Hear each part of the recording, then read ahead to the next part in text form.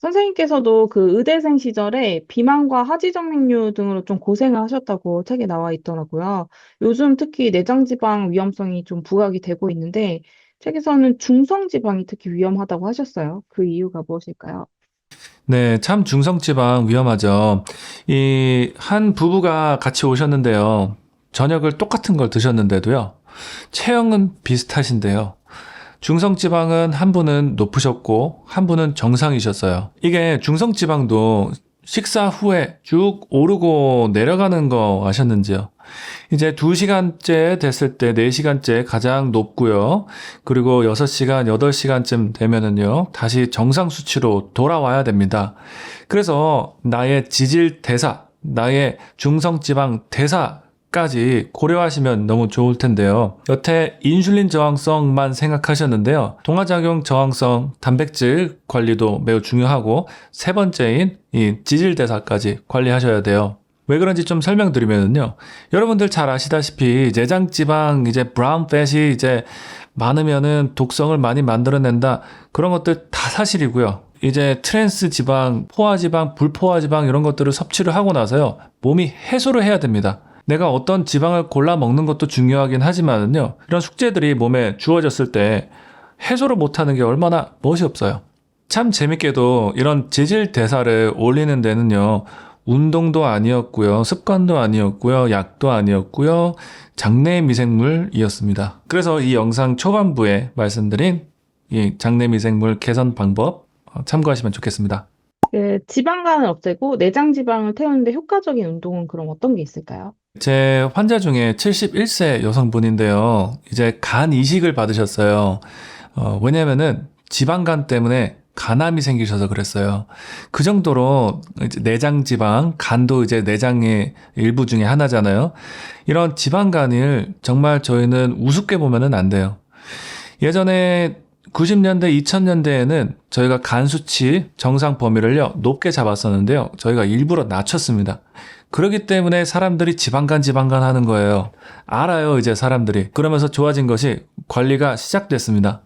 지방을 분해를 하는 방법, 지방을 갖다가 내 원료를 쓰게 만드는 운동을 하시는 게 가장 중요하고요. 그것은 두 가지예요. 내가 존투 트레이닝을 해서 이제 저강도 유산소 운동을 해서 자꾸 지방을 갖다 태우는 몸을 만들어 놓는 것이 중요하고요.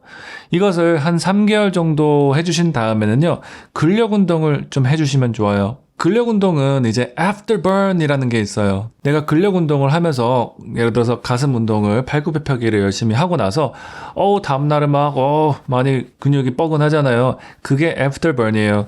내가 운동을 하고 있지 않은데도 패시브 인컴이 들어오는 것처럼 내 근육이 점점 자꾸 칼로리를 소모를 합니다. 칼로리가 안 들어오고 음식이 안 먹고 있는 상태에서는요, 자꾸 내 몸에 있는 이런 내장 지방들을 자꾸 쓰니까는요, 두 가지, 존투 트레이닝과 애프터번을 두 가지를 기억하시면 좋겠습니다. 근육 중에서 또 가장 큰 게 엉덩이 근육이라고 책에도 말씀해 주셨는데, 최근에 뭐 엉덩이 기억상실증 이런 것도 되게 유행이더라고요. 그래서 엉덩이 근육을 좀 그럼 키우는 팁이 있을까요? 네, 제 환자분들 중에 허리 수술을 받으셔야 되는 분들까지 수술을 안 받게 해드린 방법은 이제 엉덩이 근육을 키우는 거예요. 그래서 저는 허리가 안 좋다 싶으시면 예전에 제가 레지던트 이제 UCLA 다녔을 때는 그냥 진통제 처방을 하고 MRI 찍고 허리 주사 맞으세요. 안 되겠습니다. 어쩔 수 없네요. 수술합시다. 이렇게 했었는데요. 그게 아니에요. 이제 물리치료와 운동을 배우기 시작한 다음부터는요. 환자 보고 옆에 이렇게 걸터 앉으세요. 그런 다음에 일어나 보세요. 하시면서 제가 엉덩이에 근육에 얼마나 힘이 잘 들어가는지 검사를 합니다. 그래서 여러분들 제가 진료실에서 가르쳐 드리는 운동 좀 가르쳐 드리면은요. 첫 번째는 의자에서 일어나는 겁니다. 이거는 흔히 의자 스쿼트라고 얘기를 하는데요.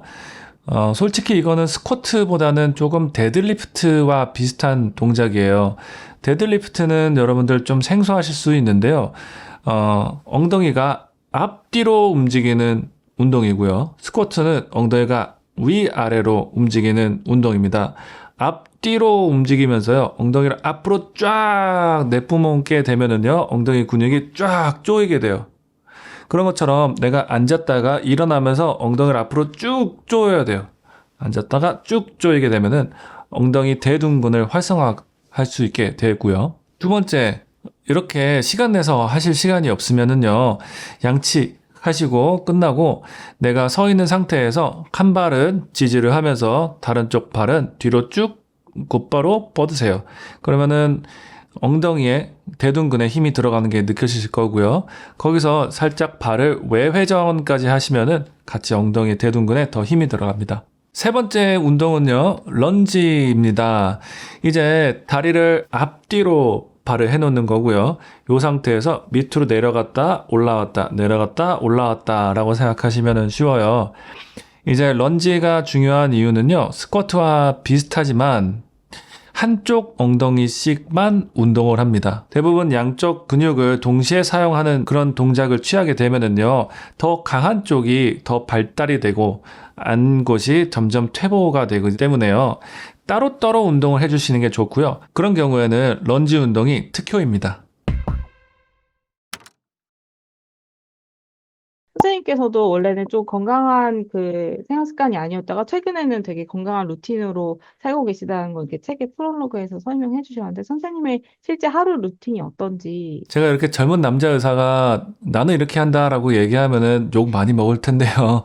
그래도 저 예전에 많이 뚱뚱했고 피곤하고 탈모에다가 손가락도 많이 망가진 그런 사람이었어요. 저도 건강 습관을 개선을 하면서 의사인 제가 약이 아닌 이런 작은 병들을 치료를 하면서 많은 보람을 느껴서 이런 책을 쓰면서 여러분들과 이런 비법을 나누고 싶고요. 아침에 일어나서요. 아주 간단한 운동, 근력 운동이면은 근력 운동, 유산소, 자전거를 타도 좋고요. 식사를 할 때요. 언제나 초가공식품을 안 먹는 거는 아닙니다. 최대한 피하려고 하고요. 내가 유산균 섭취, 발효 음식을 가장 섭취를 많이 하려고 최대한 그릭 요거트, 김치는 많이 복용하려고 하고 아까 말씀드린 것처럼 많은 채소를 섭취하기 위해 내가 점심 메뉴를 봤을 때 최대한 여러 가지 야채를 섭취할 수 있는 그런 메뉴들을 고르려고 노력을 합니다. 경도 비만인 시절의 몸무게가 지금의 몇 킬로 정도 빠지셨는지. 네, 저 경도 비만이었을 때는요, 한 90kg, 91kg 정도 나갔었고요. 요새는 잘 좀 관리가 돼서 한 85kg, 84kg 정도까지 내려왔습니다. 그거를 그럼 지금 한 몇 년 정도 유지를 하고 계신 거예요? 이렇게 습관을 바꾸니까요, 요요가 오지 않고요, 이 몸무게가 지난 3, 4년 동안은요, 계속 지속이 되고 있습니다. 선생님 몸도 스스로 바꾸셨지만 또 치료하신 환자분 중에서 선생님 가이드를 통해서 좀 가장 삶이 드라마틱하게 변하신 어르신 분이나 뭐 환자분 사례가 있다면 소개해 주실 수 있어요? 제가 솔직히 노년내과 전문의로서 빛을 가장 많이 바라는 거는요, 희망이 없는 가족, 우리 어르신들 돌보시는데 힘든 성인 자녀분들을 도와드리는 거예요. 그래서 88세 여성분이 거동이 불편하셨는데도 이제 체계적으로 운동을 시켜드리고 단백질 섭취를 잘 하도록 도와드렸더니 3개월 만에 지팡이를 확 내던지시면서 일어나신 분도 계시고요. 또한 우리 엄마가 치매가 있는지 걱정이 많이 되셨던 아드님이 계셨는데 이 83세 여성분이 우울증과 골절과 통증으로 인해서 수면 부족으로 기억력이 안 좋으셨었는데 이게 가성치매인 것을 발견을 하고 우울증과 통증을 치료를 했더니 어머님께서 30점 만점에서 30점을 맞으시면서 치매가 아닌 것으로 판명이 났습니다. 마지막으로 69세 남성분이 6개월 만에 15kg를 감량을 하셨는데요. 이분은 체계적으로 존투 트레이닝을 잘 시도하시고 근력 운동으로 넘어가시고 밸런스 운동까지 하시면서 식습관까지 전반적으로 다 개선을 하시니까 이렇게 몸무게가 많이 빠지셨습니다. 네, 여러분들과 귀한 시간 같이 할 수 있어서 저는 너무 감사했고요. 본 내용을 더 자세히 배우시고 싶으시면 제 새로운 책 천천히 나이 드는 법에서 찾아보실 수 있습니다. 많은 사랑과 관심 부탁드립니다.